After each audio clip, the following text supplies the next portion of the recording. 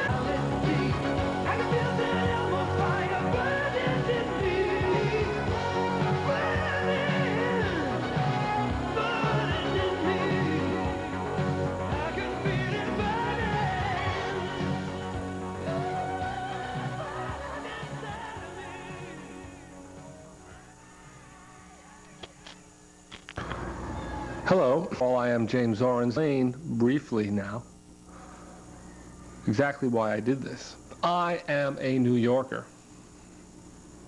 First, foremost, and always.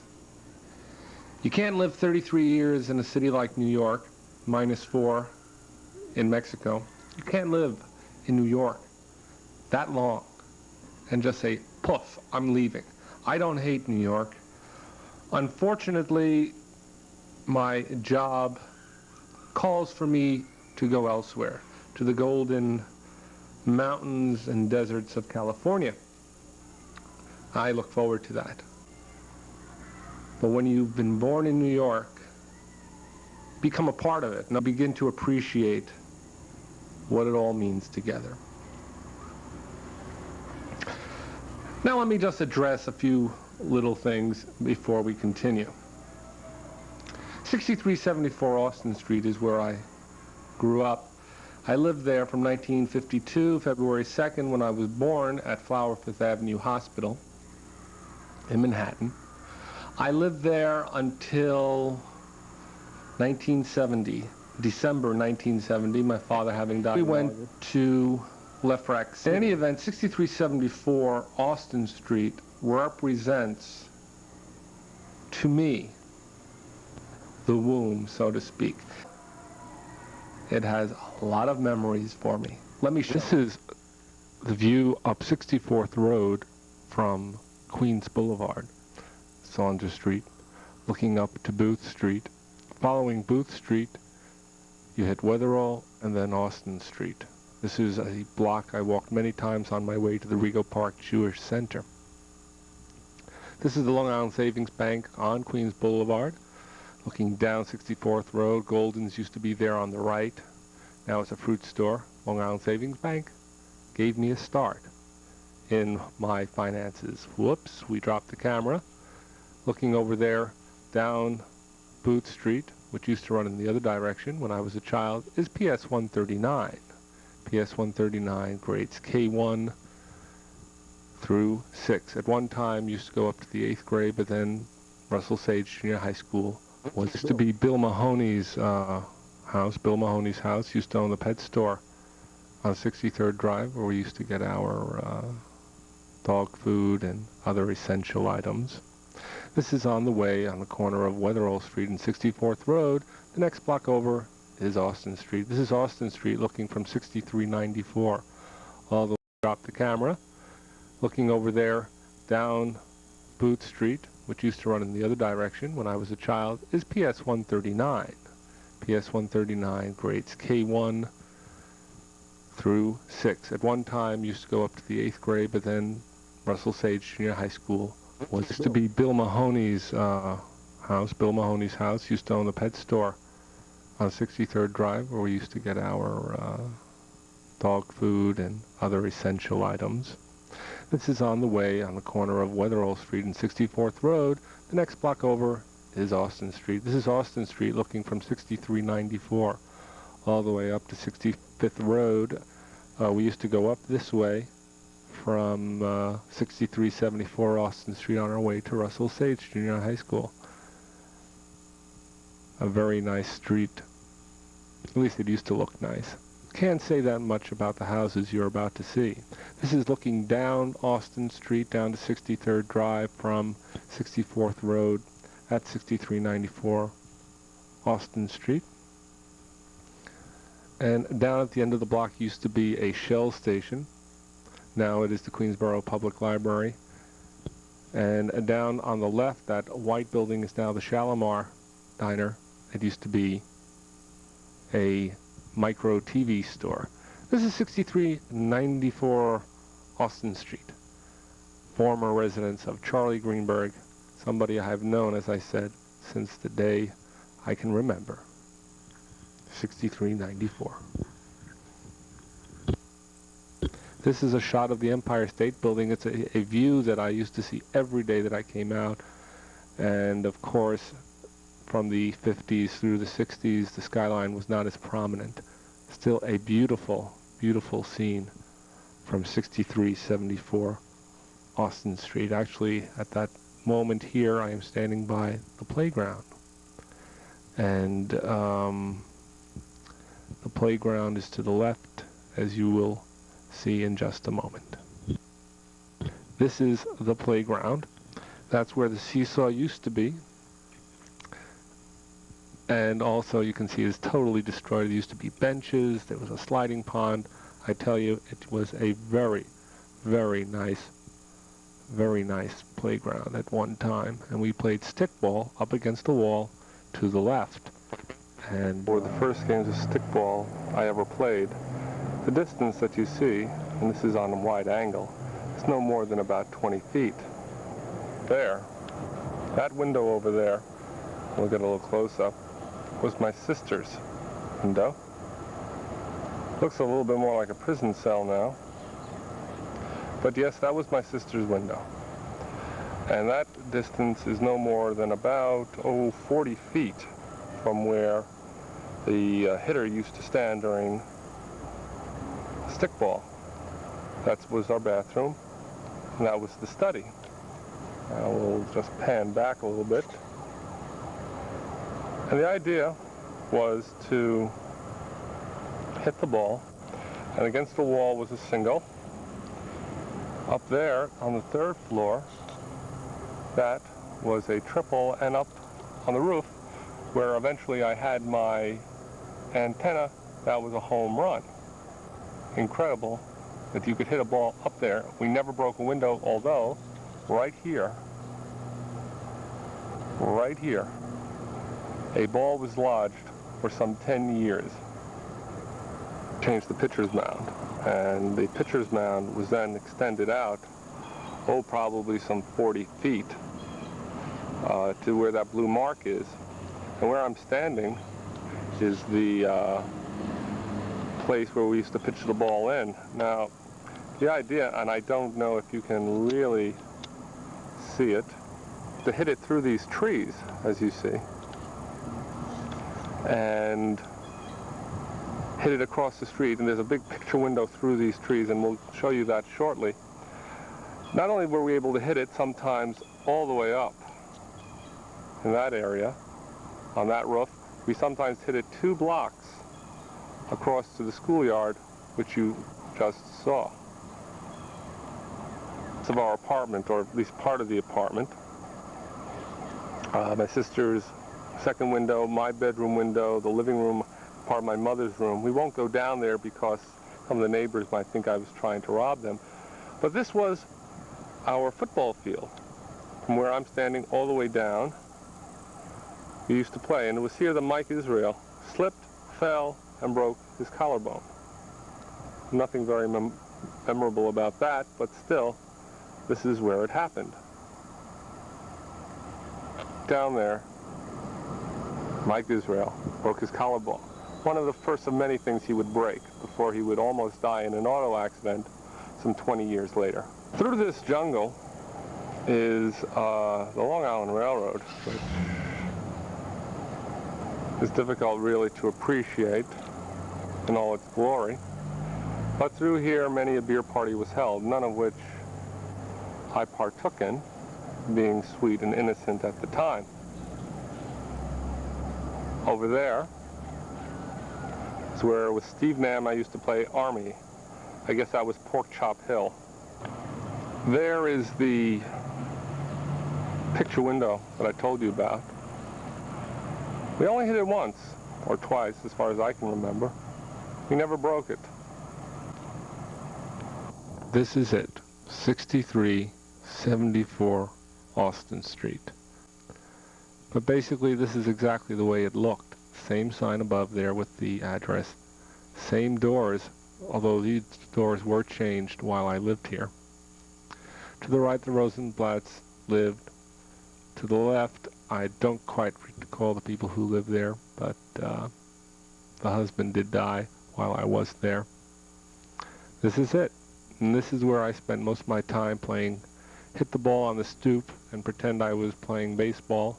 The ball could get by me, it was a base hit, etc., etc. I'd have the Yankees up against every major contender that you can imagine. And it was a lot of fun. It really was. People still live here. But if you look, starting from top to bottom, you'll see the names of Brady, Nam, Burstein, Scrow, Romani. Many of the people who lived here, when I lived here last in 1970, 15 years ago, this building built around 1950 still stands with many of its original occupants. I lived in 1F and G, in an apartment that was joined by a broken down wall, of course, finished, giving us 2 apartments in one. Inside of the hall, it's kind of difficult to see it with this kind of lighting, but that window opened up on the back of our football field. Try to bring you a little bit more light.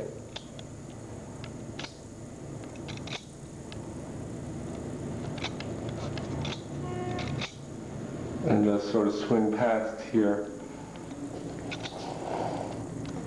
to show you some of the finer parts of the building. Now locked. Back when they tried to lock it, but they didn't always. Right here, swinging around, or actually we'll swing back up the Burstein apartment, swinging up the Shaney apartment. And up there, a good friend of mine who I've not heard from in a good long while, Jerry Scrow, lived up there. Swinging over to this apartment here was an old lady who used to throw us candy when we were kids. 6395 Alderton Street. Certain memories, vivid, some more painful now. This was my father's office. Not for most of his professional career, but for a good 10, 15 years. Here he worked very hard in order to make us a living and financial security. This is the garage where we used to park our car, and Pat Abrams used to live here. From 6374 Alderton Street, we go up the block a little bit, as you've seen, various parts, where Charlie Greenberg lived, Jerry Scrow. Alan Fliss, by the way, an old friend who I don't think I've seen in 25 years, maybe? Could it be 25 years? Could be. Actually, since 6th grade. I saw him in the hospital when I broke my, let's see, this pinky. Anyway, he lived in the same building as Pat Abrams. I've included next, on our way around the neighborhood, a brief look at Alderton Street, which is coming up next. This brief picture also includes the sign of Elwell Crescent. Sure, I could take you all over New York. I could show you the skyline, which in fact I did show a little bit, the view that I used to see every day when I lived on Alderton Street. And at night, they used to have special spotlights that used to rotate. It looked like it rotated across the entire building, but they did away with it because birds were flying into it, and they've replaced it with the now famous light show that they have there. In any event, Elwell Crescent I put down because the Crescents is somewhere where Charlie and I, Charlie Greenberg, who I've known for, I guess, almost as long as I can even remember being alive, Charlie and I used to go bicycle riding in that area. It was called the Crescent. There was Elwell Crescent, Deedley Crescent, Cromwell Crescent, Bolson, and I don't remember the last one with the A, but it went A, B, C, D, E.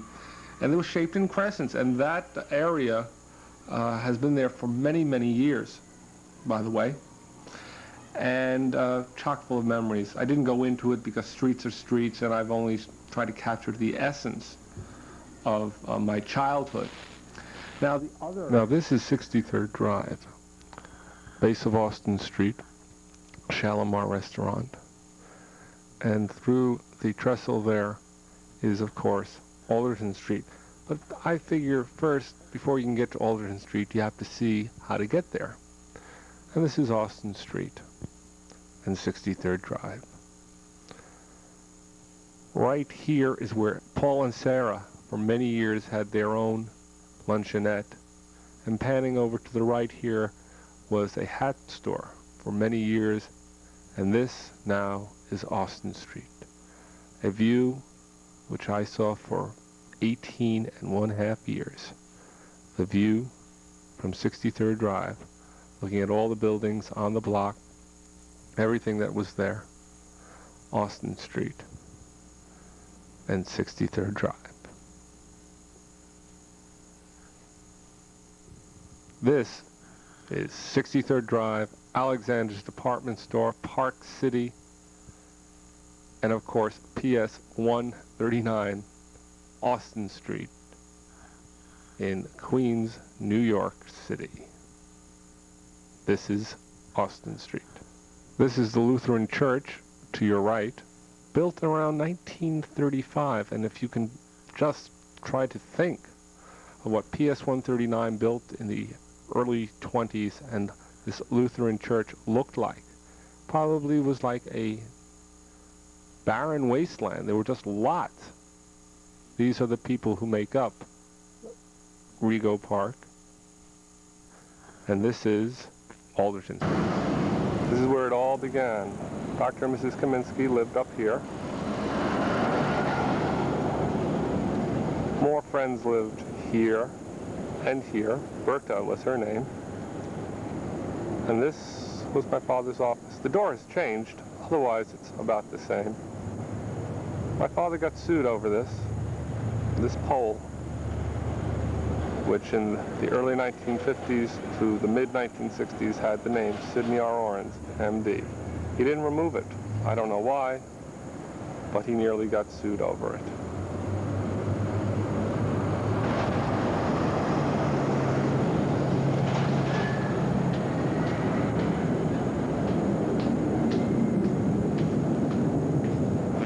This is Alderton Street, and an interesting way to spell it, I must say. This is the Exxon station on Alderton Street, 63rd Drive. This is one view of it. You'll see a view of it along 63rd Drive. It used to be Howie Berkeley Station, and he used to do all the repairs on all of our cars, which at one time, I think we had 3 or 4. This is where I used to get my haircuts on Alderton Street. Nothing special about it, and right there is Chin's Laundry. And now the view of 63rd Drive, the opposite way through the trestle, down to Alexander's. Looks like any city, anywhere, any place. 63rd Drive.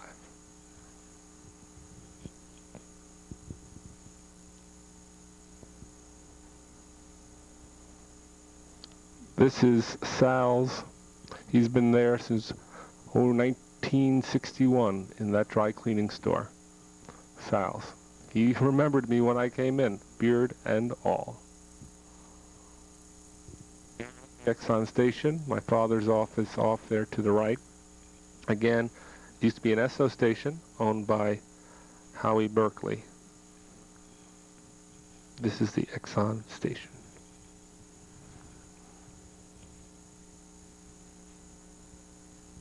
(1909), that's when this trestle was built, the Long Island Railroad. I can't remember that far back. Can you? Got my first haircut. Can you believe it? I can't. What you have just seen, 63rd Drive, in the Alderton area, before I was born, in the, I guess, early 40s, mid-40s, there were tennis courts, and they built up the whole area. And now that I think about it, I wonder, we're all complaining today about the co-oping of New York, the condominiumizing of New York. Where are people going to live? What is going to happen to New York? I don't know, but I do know, thinking back, that there used to be tennis courts on 63rd Drive, and then they put up all these big buildings on all these lots. I sometimes wonder if there's not an analogy that we're all missing. 39, grades K through 6. Mrs. Avedon and Walsh, Mrs. Dudash, a host of second grade teachers, Mrs. Harden in 3rd grade, Mrs. Braunstein in 4th. I was a terror in 4th grade. I almost got thrown out of school. After that, things went very well. Mrs. Ettinger and Mrs. Lipsyte in 6th grade. After that, I have not included Russell Sage, not much to talk about. Let me show you PS 139, 63rd Drive, the view from Austin Street. From Austin Street, this is the Lutheran Church. You've seen it before. Right, what we're focusing on now, at night, lights up. There's a picture of Christ with a lamb. This is the Lutheran Church. This is PS 139. My school, the formative years, played stickball, softball, mushball on Wetherall Street and 63rd Drive. Lots of memories here. This is the front of the school.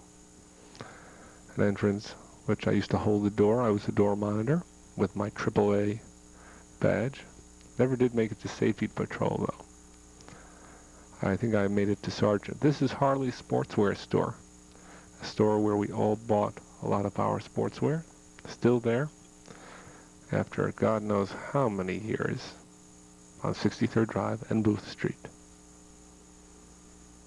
This is the view down 63rd Drive to Alexander's again from the school.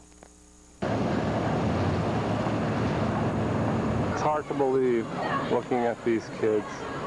But I went to this school and I lined up just the way they are now. Maybe some 28 years ago. We didn't have video cameras then.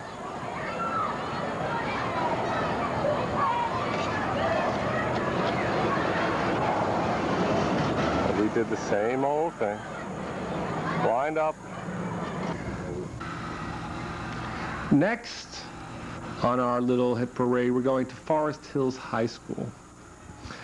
Forest Hills High School is an interesting place. Certainly it is. I went from grade 10 through 12 at Forest Hills High School, and it has some memories. I don't know. I met many people there. Can't remember Tall Richie's name. Ron Levine, Richard Strauss, not the composer. And I have fond memories, but I met Walt Lichtenberg there. Let me show you where Walt lives, a little bit of the outside of Forest Hills. This is Forest Hills High School. I attended grades 10 through 12 here with Walt Lichtenberg. And I met, as I said, many people here. I was on the Marshall Squad. And up there is the bell tower. Of course, there was no bells up there. Just lights up at night. Looks pretty. And, of course, before we say goodbye to Forest Hills, I think we should salute the flag. As you see here, the flag of the United States of America. We pan back through the clouds to Forest Hills High School, and then over to Walt Lichtenberg's we go. Here it is, the Lichtenberg residence, the room in which Walt lived in. One way to remember your neighborhood is to drive through it.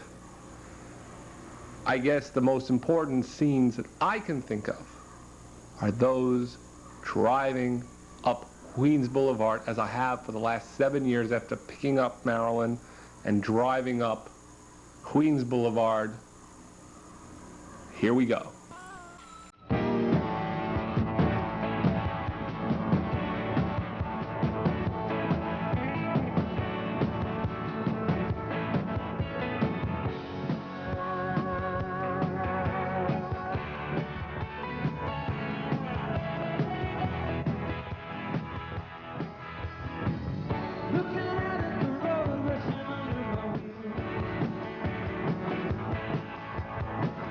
Looking like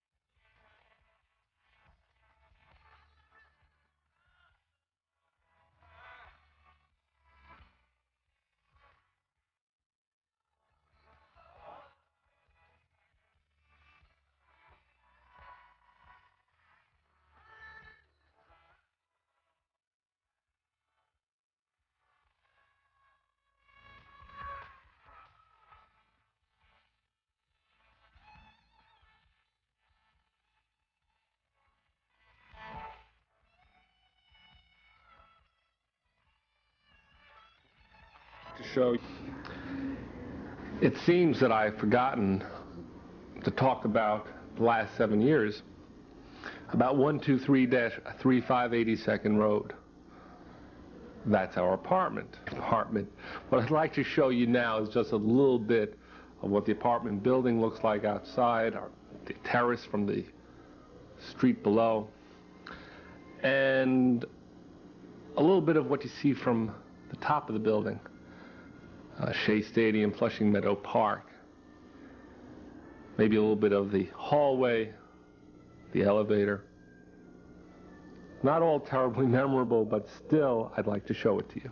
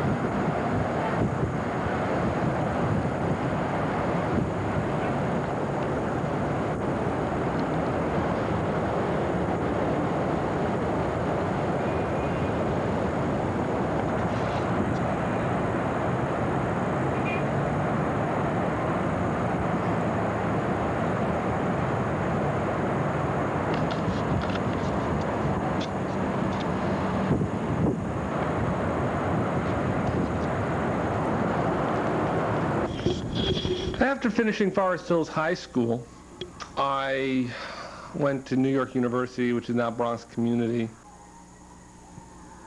I don't really have too much to say about New York University. I learned a lot of things, didn't get into medical school, so I wound up going to Monterrey, Mexico, the place where I really grew up. It was my first time away. I learned how to play guitar, I wrote lots of songs, and it was while at Monterrey, when I came home for summer, I met Marilyn.